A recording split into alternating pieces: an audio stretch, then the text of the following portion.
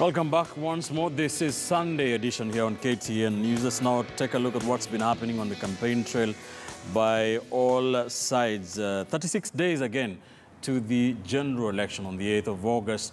The Uhuru Kenyatta-led Jubilee party, that is him and his Deputy President William Ruto and his entourage, were in different places. They started the week in central Kenya, ending it in Ukambani, where they had a two-day tour of the lower eastern or Ukambani region, where the President Uhuru Kenyatta did try to woo the Ukambani vote, saying that the Wiper party leader, Kalonzo Musyoka, should join Jubilee. That is where his political future would be certain, and that he should not lead his people to a fake Canaan.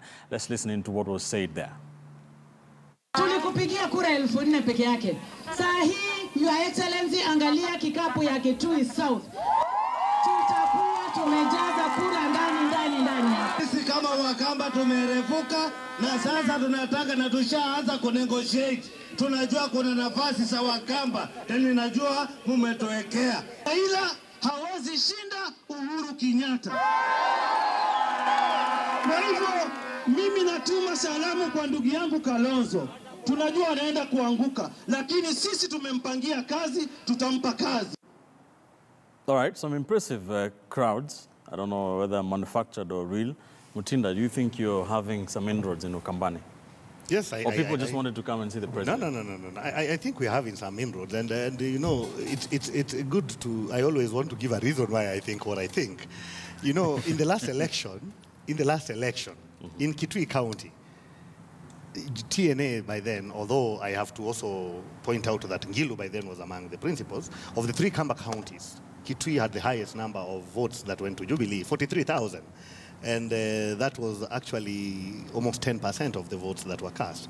In Machakos, it was 37,000. And Makueni gave the least, it gave 12,000. And that was almost 98,000 from Cumberland. And you remember by then, it was as it is now, that the main political leaders were on the other side. But you don't have Ngilu right now. Yeah, that's the thing. That's why I've said that, but we have Chap is aligned.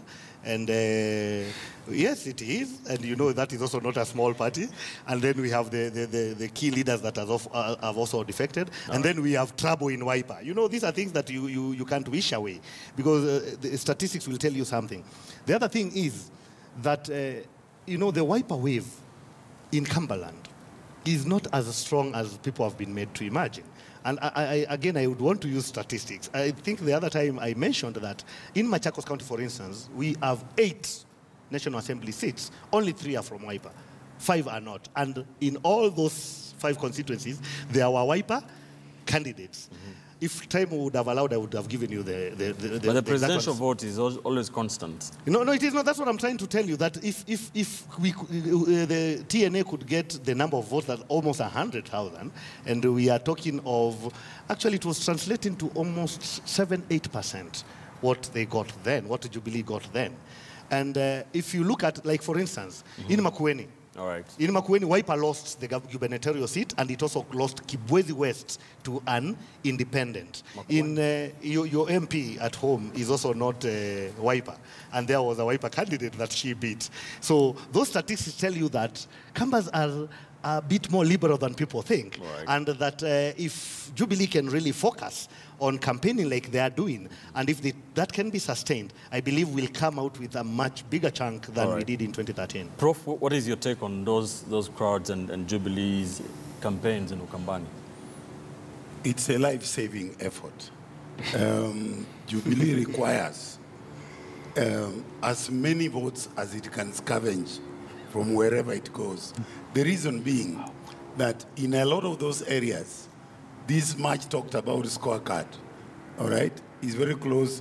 On a scale of 1 to 10, is 3%. So they need to go out there and go beyond sentiments.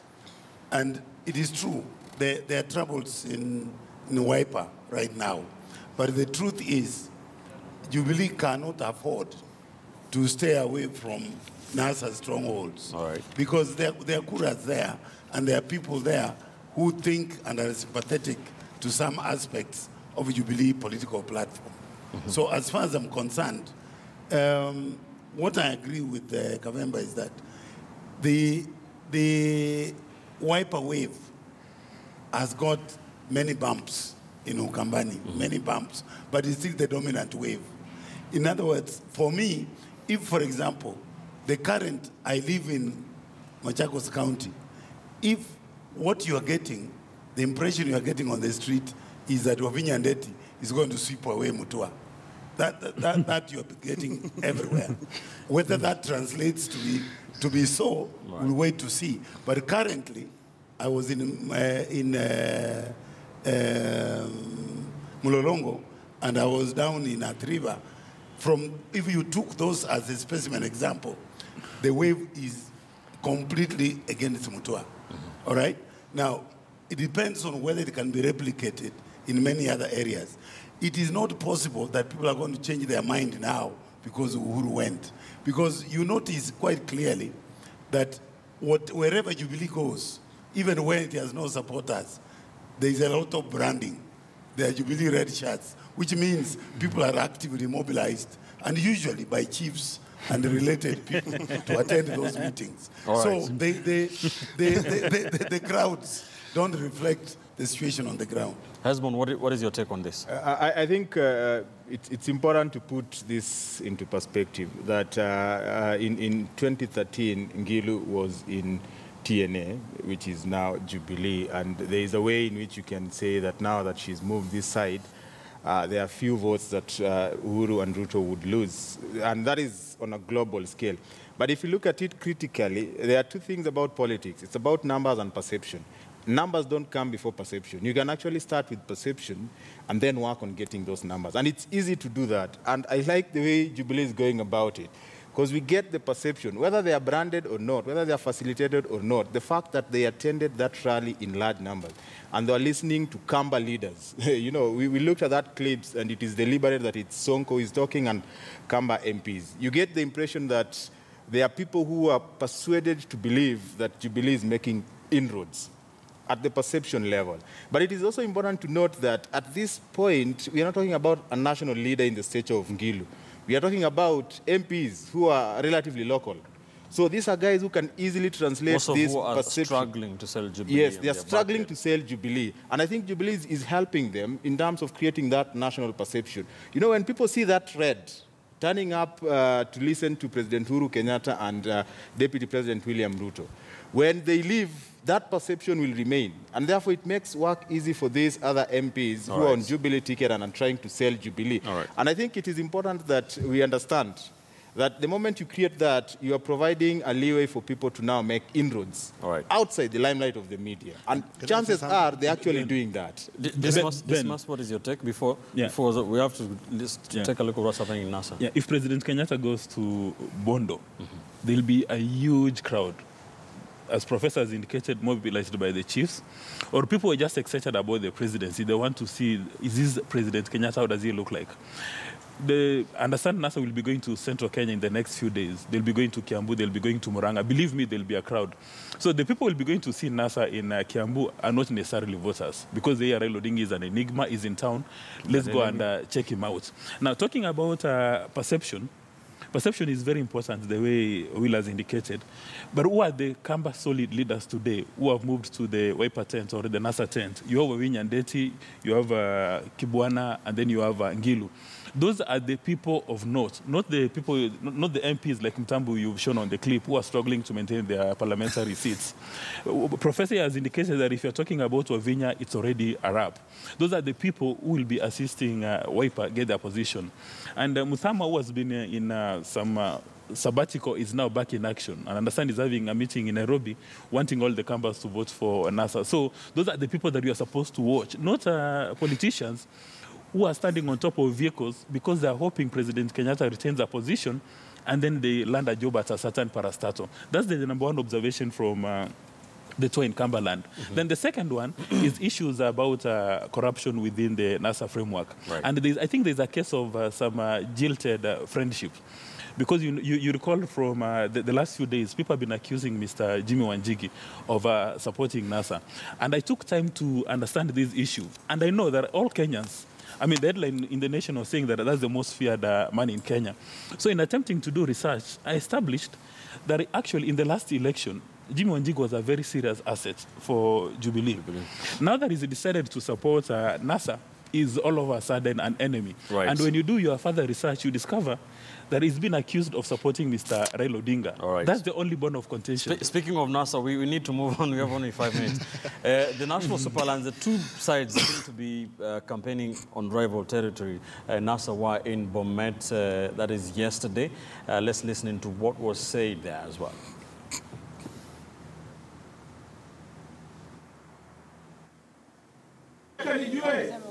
Madawa zote ziko kwa hospitali, mko sawa? Jubilee wametucheza hapo. Tunakaja na laptop na kama vile nyinyi watu wa Bomet mnajua yule kijana yetu ya mwisho my last born hapo standard 1 kutoka 2012 mpaka 2017.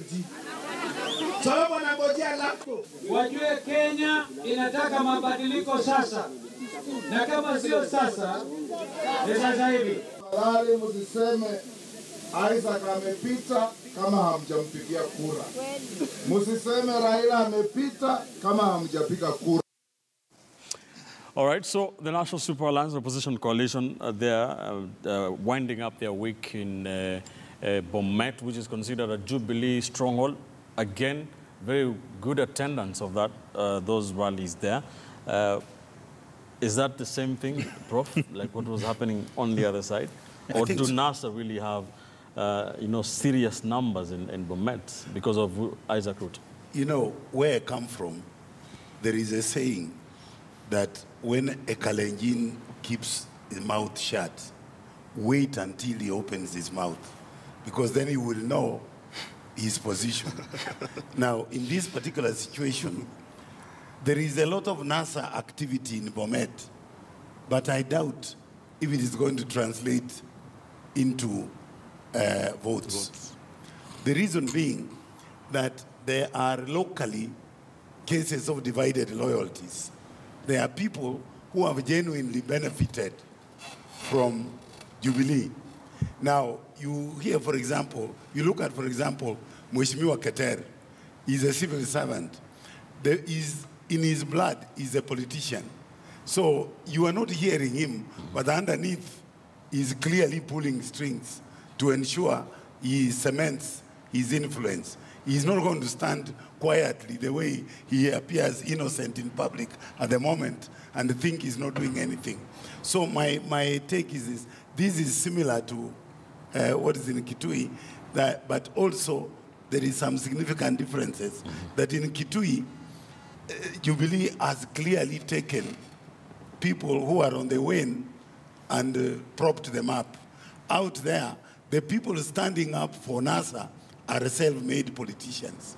Right. That's the difference. All right. So Bomet has a better chance of collecting votes, probably not very huge numbers, but they have a better chance because the politicians on the ground are men and women of substance. Mutinda? I want to agree with Prof on that particular point because I honestly don't think that Bomet at the presidential level will vote NASA.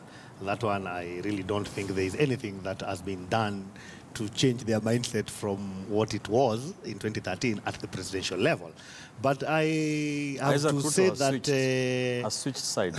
that is not vying for president. That's why I'm talking at the presidential level. And now I'm talking about the seat he's vying for. That is where I have my reservations. That I actually think it would be naive for anyone to wish him away at that level. Right. He's proved to be quite someone who knows how to go about his things at the local level.